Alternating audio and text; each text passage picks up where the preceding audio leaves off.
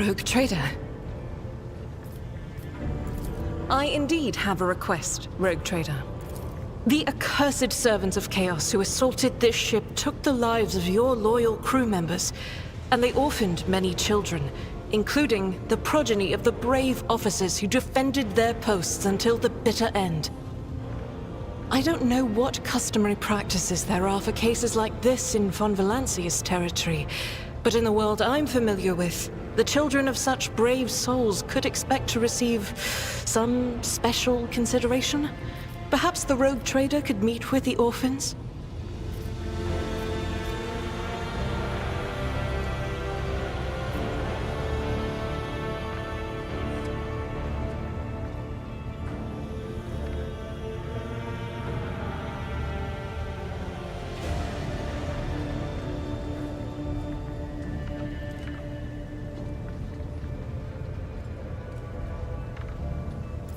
I will pass on your instructions.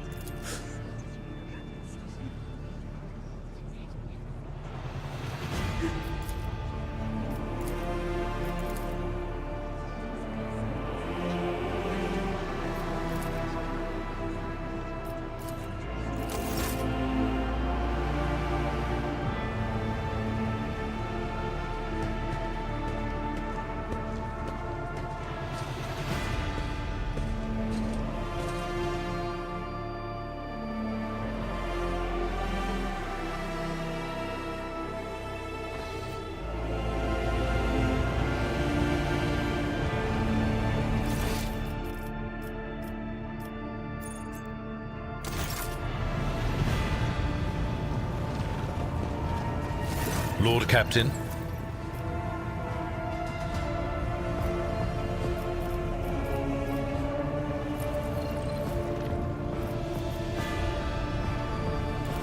A noble aspiration, Lord Captain. I am ready to acquaint you with all the particulars that interest you. This is a topic for an official briefing, not a casual conversation. But I will try to answer succinctly, and if you permit, in my own words. The Coronis Expanse is considerably removed from the heart of the Imperium. This means that local warp routes become useless within months. Established pathways are regularly subject to attacks from all kinds of rabble. And in the only major port, the Imperium's frigates find themselves moored alongside pirate vessels. Until recently, the Coronis Expanse could hardly have been called a region of the Imperium. The situation has changed with the arrival of the Lord Inquisitor, but not by much. This place operates under its own rules, you see. More radical, so to speak. But ones that allow for a non-standard approach where there is a promise of victory. The Coronis Expanse is considered rogue trader territory for a reason. Only rogue traders have sufficient military might, audacity, and the rights granted them by the warrant to survive the leap into the unexplored part of the Expanse. and in the event of a successful outcome, to hold on to whatever they manage to capture on the frontier. In the first instance, you should treat official representatives of the Imperium with respect. The Expanse may be on the fringes, but it still numbers among the territories of the Golden Throne. The arrival of the Lord Inquisitor has turned the Coronis Expanse into a less wild and uncontrolled region, to the regret of some individuals who had grown inured to the local lawlessness. Rogue traders such as yourself are also servants of the Imperium. They have been accorded special rights and powers. They wield immense authority within their territory, and they enjoy absolute respect in other parts of the Expanse. The most powerful of them are Kalagos Winterscale and Incendia Bastal Chorda. Tread carefully when dealing with either of them. If we are to speak of unclaimed territory, which is what Footfall is, among the scum that dwells on that handful of asteroids, there are 3 factions that wield considerable influence in the sector. The first is the Kazbala Commission, organized crime in its most primitive form. It holds sway over the Liege of Footfall and has links to rogue trader Winterscale. The second faction is an offshoot of our shining ecclesiarchy, followers of St. Drusus. They are actively building their forces and hold influence over rogue trader Chorda. And finally, the third faction, the Explorators, a wing of the Adeptus Mechanicus. They are willing to die and kill for the secrets of the ancient technological heresies that are hidden among the stars of the Coronis Expanse.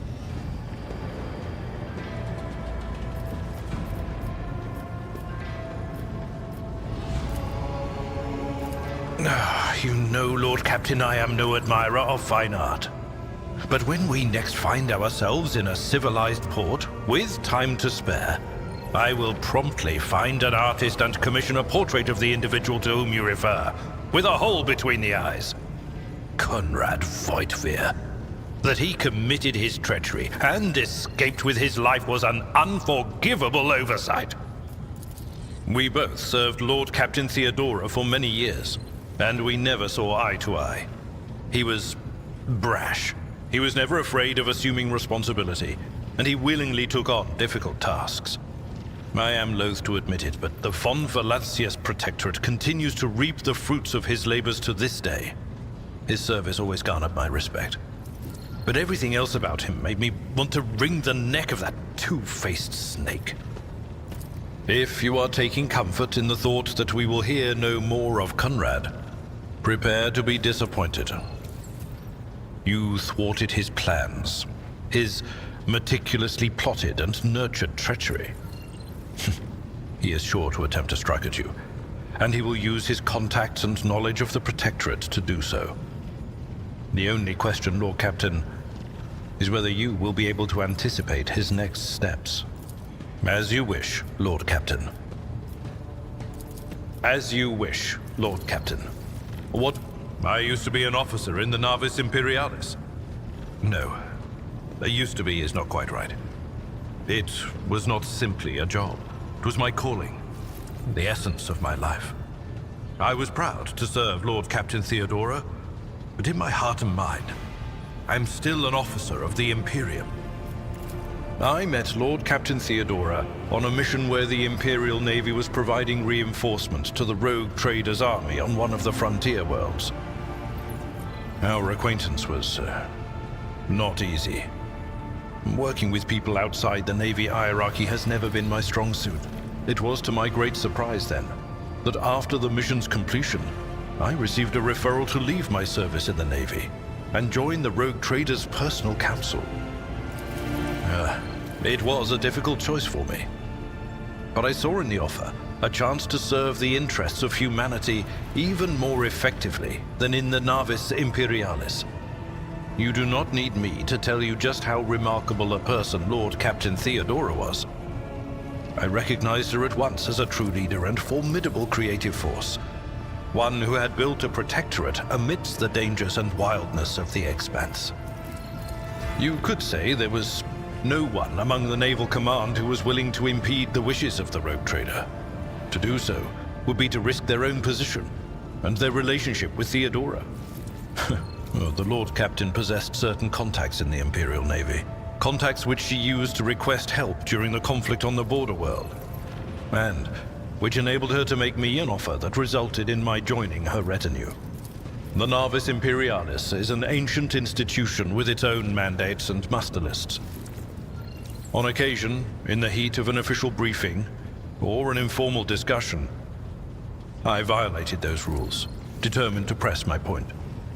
It is challenging to choose the words to accurately express my opinion on a situation or the actions of others that do not sound overly scathing or confrontational.